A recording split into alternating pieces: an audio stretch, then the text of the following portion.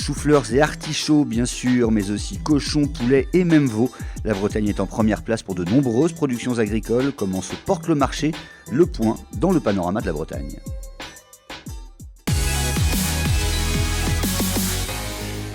Triste nouvelle à Landivisio dans le Finistère et dans toute la Bretagne. Le petit Andrew, 10 ans, qui souffrait depuis 5 ans d'une tumeur au cerveau, est mort ce mardi soir. Près de 4000 donateurs s'étaient mobilisés pour financer une opération de la dernière chance qui aurait pu avoir lieu aux États-Unis. Les quelques 130 000 euros récoltés seront reversés à la lutte contre les cancers pédiatriques. Fin annoncée de la galère sur les lignes du TGV Atlantique selon la SNCF. Après une nouvelle journée de fortes perturbations ce mercredi, le trafic devait revenir presque à la normale ce jeudi et ce week-end, avec au moins 8 TGV sur 10. Prochain mouvement social prévu le 5 décembre contre la réforme des retraites.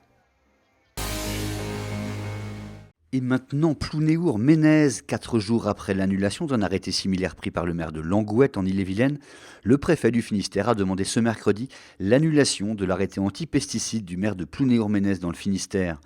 Devant une salle comble, l'édile a mis en avant des circonstances locales particulières et la carence de l'État pour agir. Décision la semaine prochaine. Depuis l'arrêté brétilien, plus de 100 communes françaises se sont engagées dans cette voie. 10 milliards d'euros, c'est le montant des dépenses de santé en Bretagne en 2018, en hausse de 2,1% et qui franchissent cette barre symbolique pour la première fois. En cause l'augmentation de la population, mais aussi son vieillissement, ainsi que la forte hausse des dépenses de santé publique.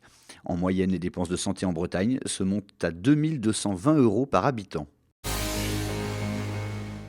Les gisements de coquilles Saint-Jacques des Glénans au large de Concarneau dans le Finistère sont sous surveillance.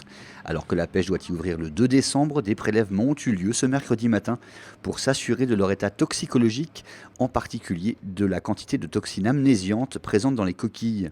2 autres opérations similaires doivent avoir lieu avant d'autoriser la pêche sur zone.